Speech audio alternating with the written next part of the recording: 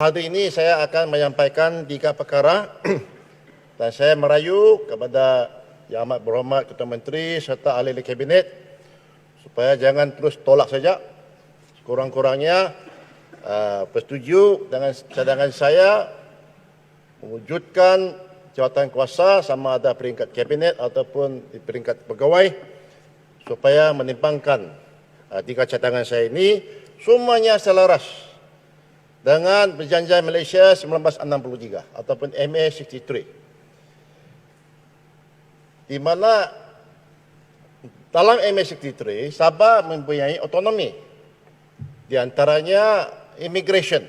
Sebenarnya saya ada membentangkan satu usul untuk yang dinamakan usul Sabah IC, tapi Tuan Speaker sudah menolak atas sebab perkara ini di bawah Akta Pendaftaran Negara 1976. Tuan Speaker, saya setuju bahawa memang pengeluaran MyKad memang di bawah Akta Pendaftaran Negara. Tetapi kita juga lihat bahawa pengeluaran MyKad kepada orang-orang yang tidak layak, orang-orang yang menggunakan dokumen yang dipalsukan, orang-orang yang orang asing tapi mendapat MyKad kod 12. Kod 12 kita semua sedia maklum bahawa hanya dikeluarkan kepada orang-orang yang lahir di Sabah. Tapi mengikut bukti yang diberikan, bukan kepada saya, bukti yang diberikan kepada tidak lain tidak bukan yang di-Pertuan Agong melalui laporan Suruhan Siasatan Penentang Tambah Izin Sabah ataupun RCI. Di sini banyak bukti yang telah diberikan. Dan saya mengambil satu contoh saja, Tuan Speaker. Witness 116, saksi 116, di mana waktu berhadapan RCI di Mahkamah Tinggi Kota Kinabalu, dia mengakui bahawa dia lahir di luar negara, bukan di Malaysia, bukan di Sabah, dan dia datang ke Sabah pada tahun 1980. Apabila tahun 1990, 10 tahun kemudian, dia diberikan kad pengenalan biru Malaysia yang menyatakan bahawa dia lahir di Kampung Bambangan di Sabah. Pada masa yang sama, dia akun dia lahir di negara asing. Jadi dia punya IC, dia punya MyKad 12. Sama juga saya, yang kita semua ini yang lahir di Sabah. Apabila dia punya itu MyKad 12, dia akan menikmati semua keistimewaan sebagai orang Sabah, termasuk di bawah immigration. Kerana, Tuan Speaker, di Malaysia walaupun kita dalam satu negara, mengikut Akta Immigration tahun 1959-63, bahawa di Malaysia ada 3 zon immigration. Semenanjung Malaysia, Sabah, Sarawak. Dan pihak berkuasa untuk meluluskan, membenarkan orang masuk Sabah ini ialah Ketua Menteri Sabah. The state authority ialah Ketua Menteri Sabah. Apabila orang asing ini dapat kad pengenalan 12, kita pakai sudah ini immigration. Seterusnya satu undang-undang lagi itu Passport Act 1966, di mana siapa-siapa yang mau masuk Sabah mesti ada dokumen perjalanan, travel document. Begitu juga apabila orang asing mendapat MyKad yang ada 12, dia berbohong bahawa dia lahir di Sabah, orang Sabah ini, tidak pakai lagi ini Passport Act, tidak pakai lagi ini Immigration Act. Maka, Tuan Speaker, ini sebagai satu bukti bahawa integriti MyKad telah terjejas. The integrity of MyKad have been compromised. Oleh sebab itu, kita akan nak buat sesuatu yang saya namakan kita bantu sendiri orang Sabah. Di mana kita buatlah Sabah IC. Jadi, soalannya saya ditanya juga dalam surat speaker, sama ada Sabah IC ini bercanggah dengan undang-undang negara, di mana pengeluaran MyKad ini adalah kuasa persekutuan dan bukan kuasa negeri. Yang disebut itu adalah National Registration Act 1959, Akta Pendaftaran tahun 1959. Tuan Speaker, Akta Pendaftaran hanya memberikan kuasa kepada JPN, Jabatan Pendaftaran Negara, untuk mendaftar penduduk di Sabah. Sama ada dia Malaysia, sama ada dia penduduk tetap, sama ada dia orang asing, pekerja asing dan sebagainya. Akta Pendaftaran Malaysia ini hanya untuk mendaftarkan penduduk, bukan untuk memberikan kewarganegaraan, bukan untuk memberikan citizenship. Kerana kuasa untuk memberikan citizenship bukan di Akta Pendaftaran. Kuasa memberikan citizenship ini di dalam Perlembagaan Malaysia, iaitu JA29 9 Schedule item 5, kewarganegaraan persekutuan orang asing. Saya ulangi, dalam federalis JA29, kewarganegaraan persekutuan orang asing. Maka kuasa untuk memberikan citizenship kepada orang asing adalah kerajaan persekutuan. Begitu juga kewarganegaraan persekutuan dalam teks Inggeris Perlembagaan Federal Citizenship.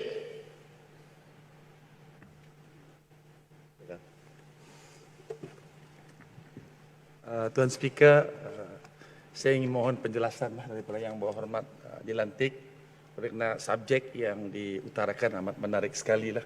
Saya cuma ingin tahu daripada Yang Berhormat, maksud Yang Berhormat IC Sabah ini adalah seperti resident card kah? Oleh kerana di negara lain berlaku juga, di Indonesia, di China, di mana dia ada dua IC, satu IC untuk orang China, tetapi setiap provinsi dia juga ada resident card. Apakah maksud Yang Berhormat sedemikian, ataupun maksud Yang Berhormat ini bahawa IC Sabah ini KL tidak lagi isu IC, kita saja isu IC ataupun tidak? Minta penjelasan Yang Berhormat. Terima kasih YB Usukan.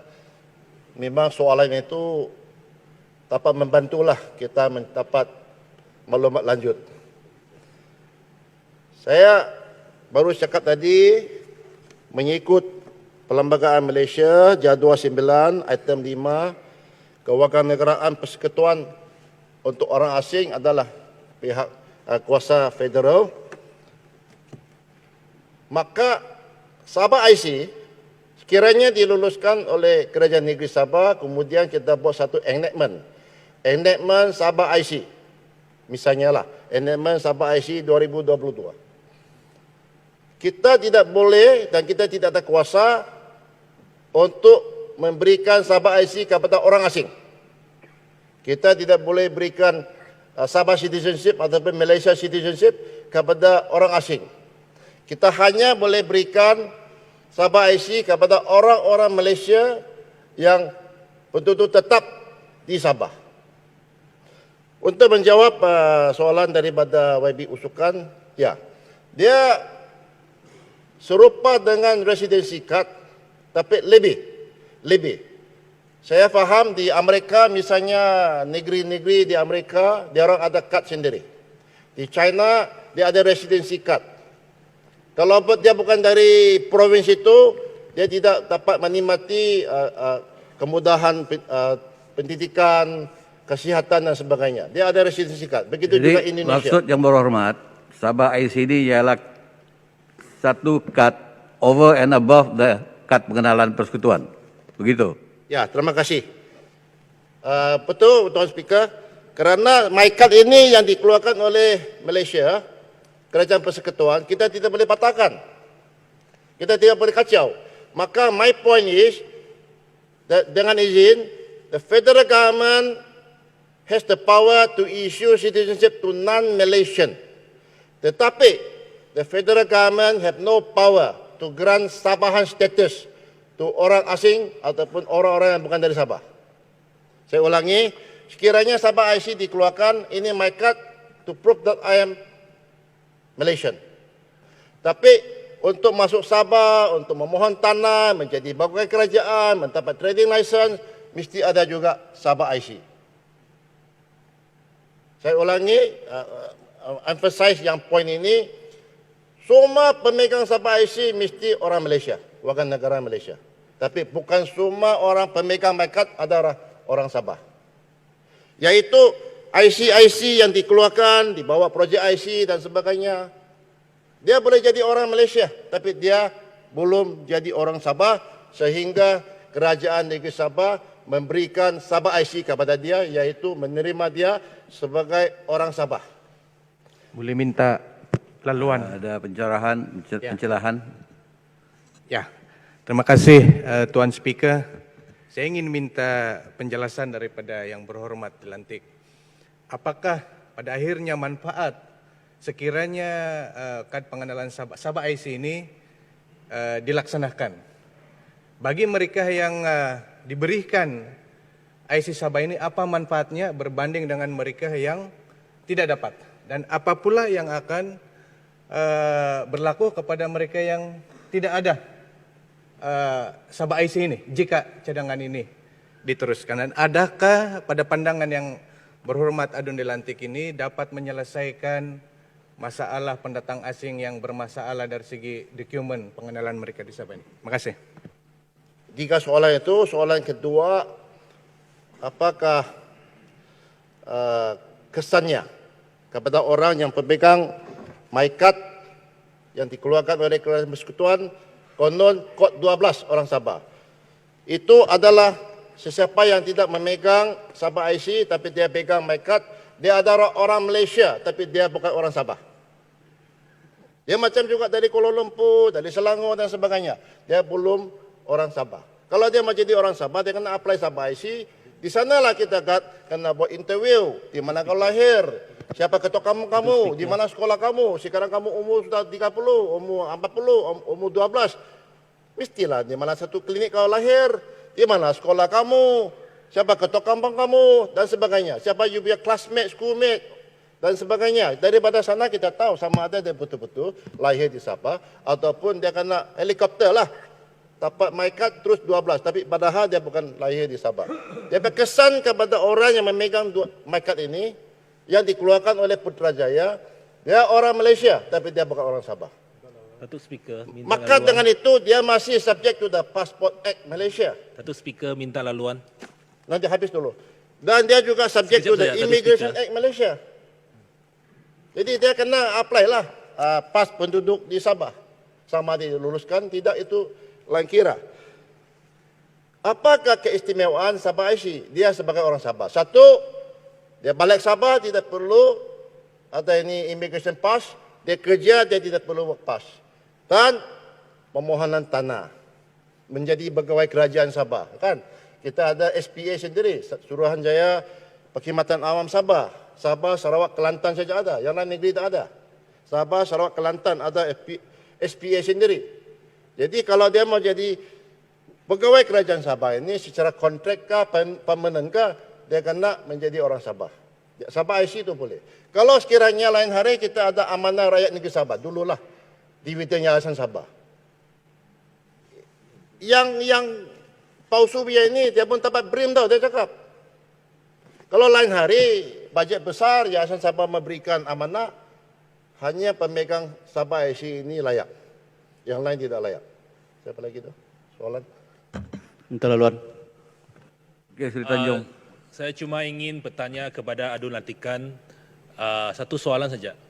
Apakah perbezaan Sabah IC ini dengan pemaustautin tetap yang selama ini dibawa budi bicara kerajaan negeri Sabah?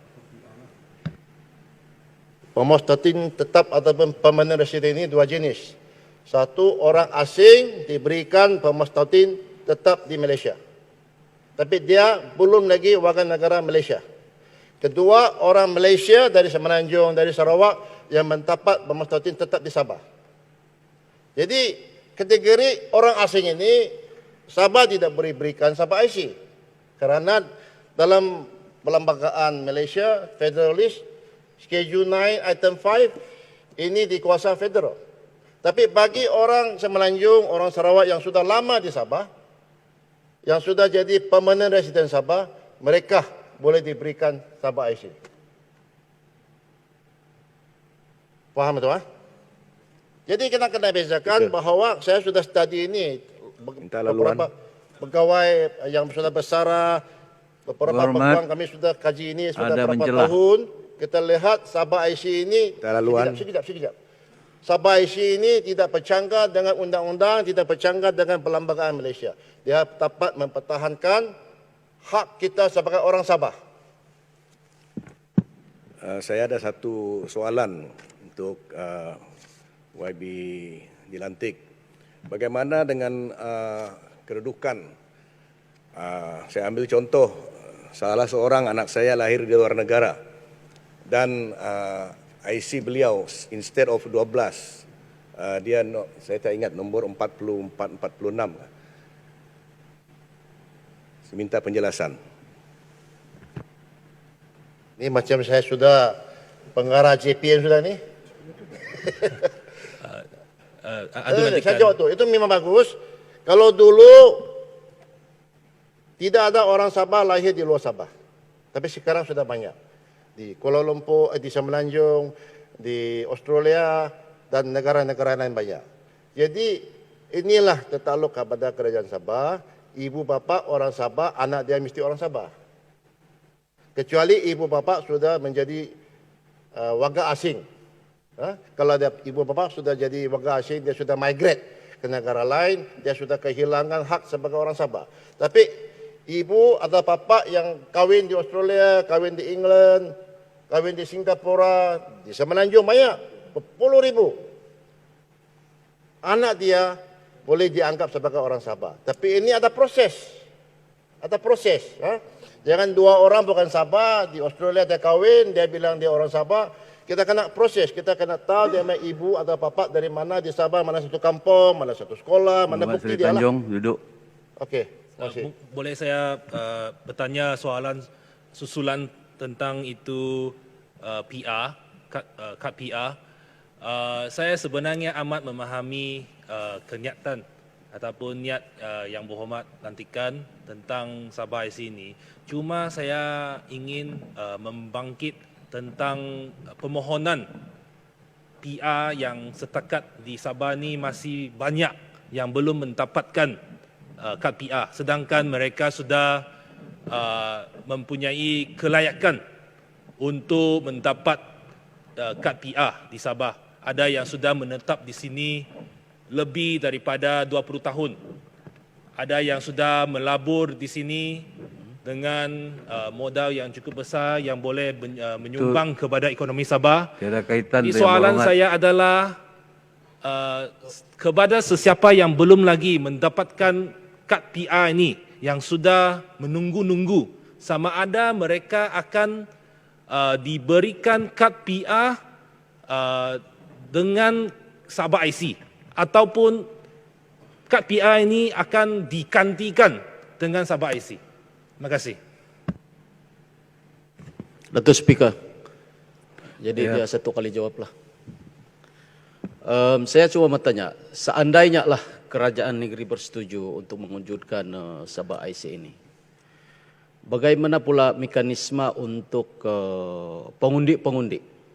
Apakah nanti ada mekanisme yang hanya orang-orang Sabah yang mendapat IC Sabah ini layak untuk mengundi untuk pilihan raya negeri Sabah sahaja?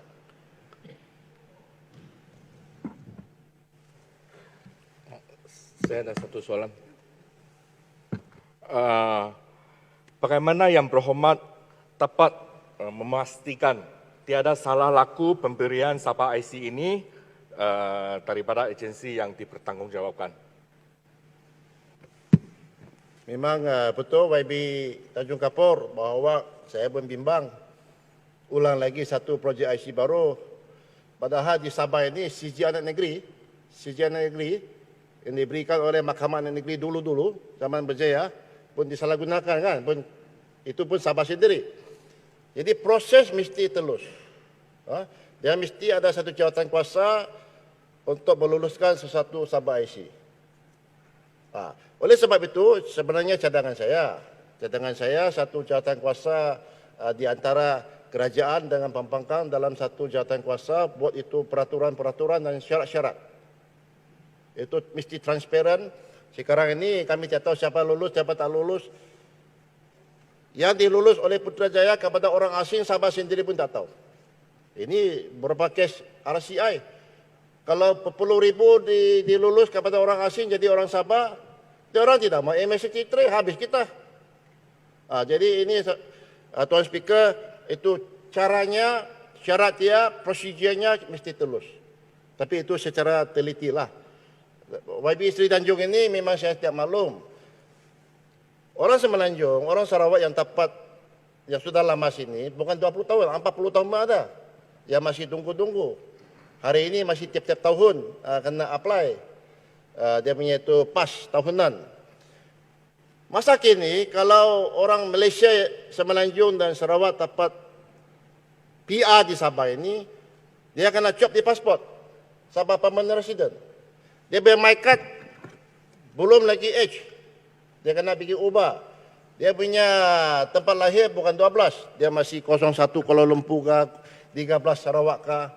Jadi sekiranya ada Sabah IC, tertakluk kepada kerajaan negeri, memberikan Sabah IC kepada orang-orang yang sudah dilulus sebagai permanent resident di Sabah ini. YB tadi kuamut sama ada hanya Sabah IC boleh undi, itu di dalam perlembagaan Malaysia, itu di dalam Election Act, Akta Pilihan Raya, bahawa semua orang Malaysia, warga negara Malaysia yang berdaftar untuk undi di tempat masing-masing boleh mengundi.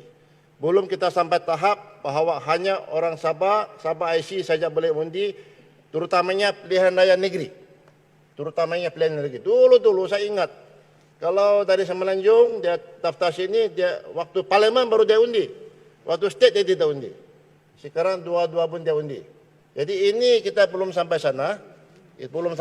Sama ada mau, kerana ini ada keraguan, mungkin bercanggah dengan perlembagaan persekutuan. Tuan Speaker, kalau tiada lagi minta penjelasan, saya Mula gulung. belum, ini cuma satu tajuk ini. Ini cuma Sabah IC. Saya banyak usul 3, tapi tidak apa, saya kasih ringkaskan di mana saya bercadang supaya kerajaan negeri kurang-kurangnya terima cadangan saya dengan baik.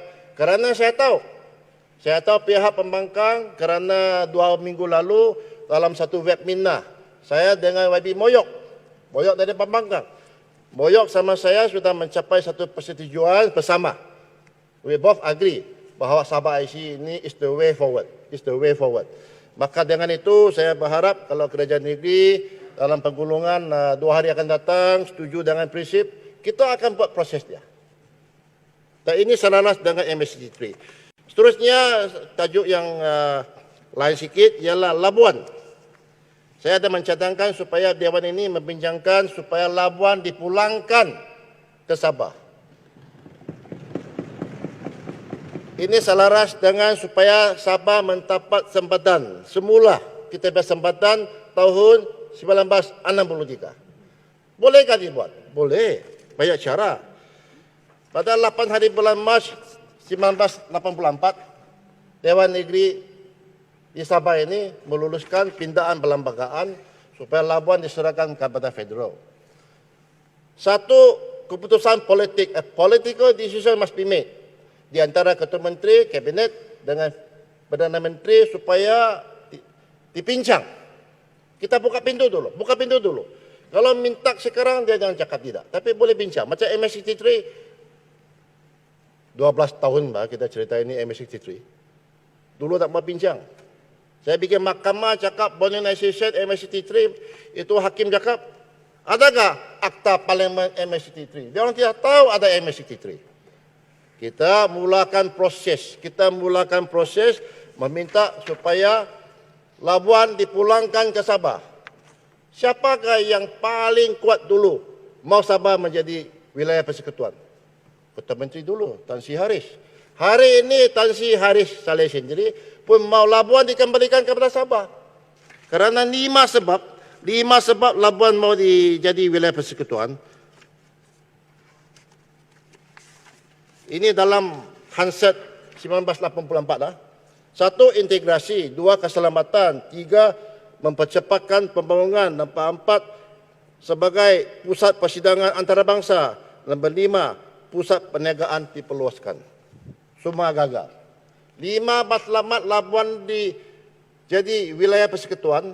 5 matlamat itu mengikut Hansard lah, yang dijanjikan kepada orang Labuan, semua gagal.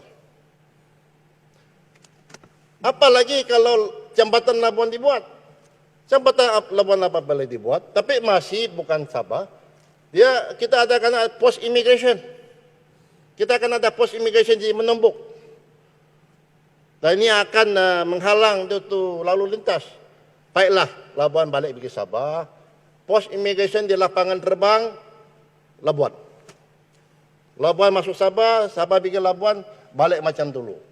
Labuan sama ada FT sama Sabah, Malaysia juga. Apa hal federal mau membantah?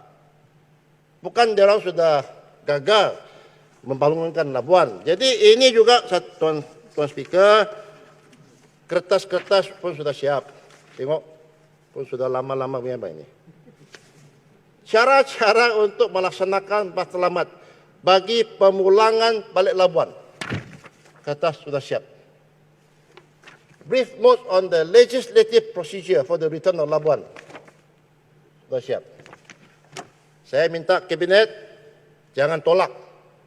Terima saja, dibawa bincang. Kita bincang, kita mulai proses. Dalam 2-3 tahun, kita bolehlah sampai tahap parlimen. Selepas parlimen, kena pergi Majlis Raja-Raja. Kerana ini melibatkan ini perubahan itu sempadan. Amendment to boundary, kena pergi Majlis Raja-Raja. Kalaulah Sabah IC kita buat, kalaulah Labuan dipulangkan ke Sabah, inilah legasi yang paling istimewa. Dewan Undangan Negeri 16. Dewan Undangan Negeri 16 inilah yang paling legasi yang paling istimewa untuk rakyat Sabah dan Sabah sendiri. Boleh minta penjelasan laluan sekejap kadamayan. Oh. Kalau semua perkara yang dibangkit oleh Yang Berhormat Adun Dilantik ini tidak dapat dipersetujui, apakah parti yang diwakili oleh Yang Berhormat ini akan terus berada dalam gabungan rakyat Sabah ataupun bagaimana? Itu niat jahat itu. Jangan jawab. Soalan niat jahat.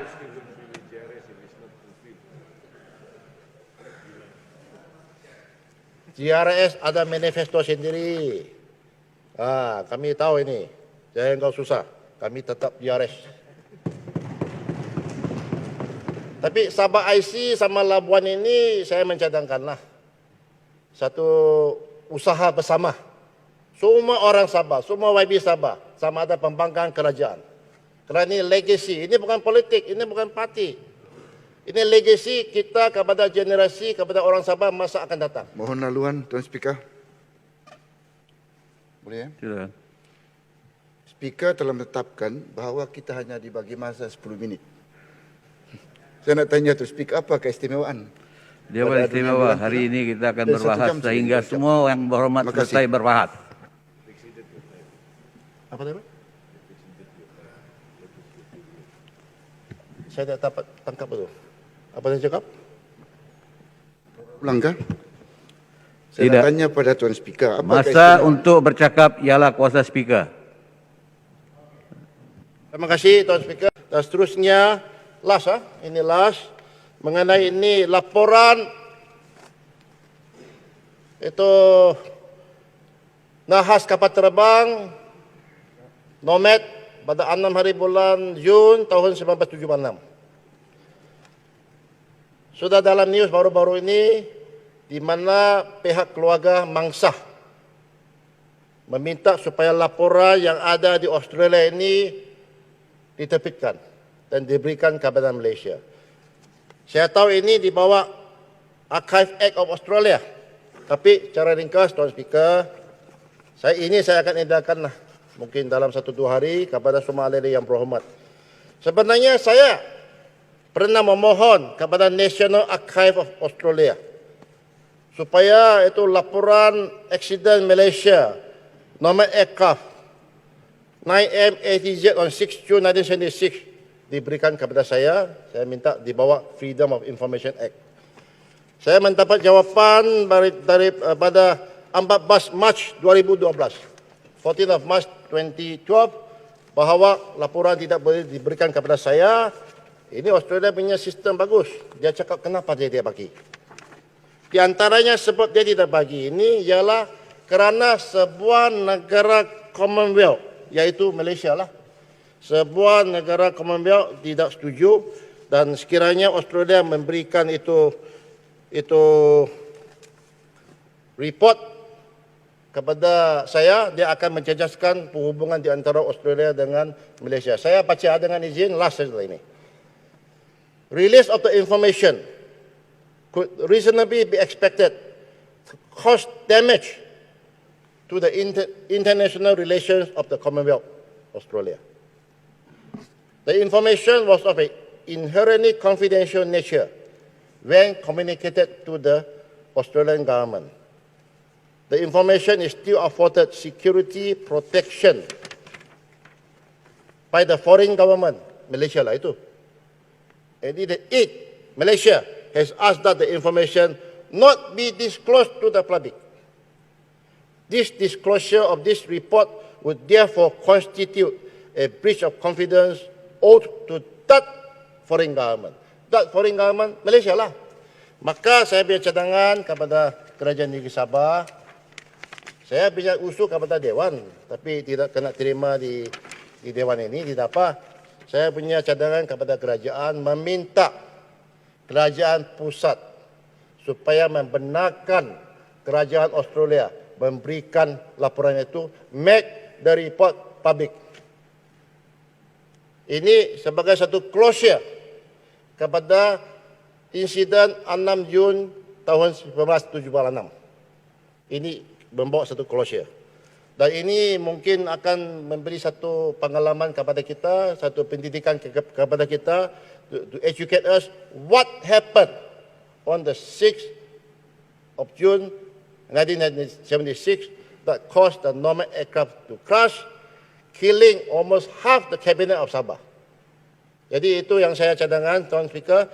Saya sudahi ucapan saya, mengucapkan terima kasih kerana masa yang diberikan untuk 3 isu ini. Saya harap pihak Kabinet, pihak Ketua Menteri jangan tolak. Jangan tolak. Ini adalah legasi Dewan Undangan Negeri yang ke-16 kepada Sabah dan rakyat Sabah. Sekian, terima kasih. Terima kasih.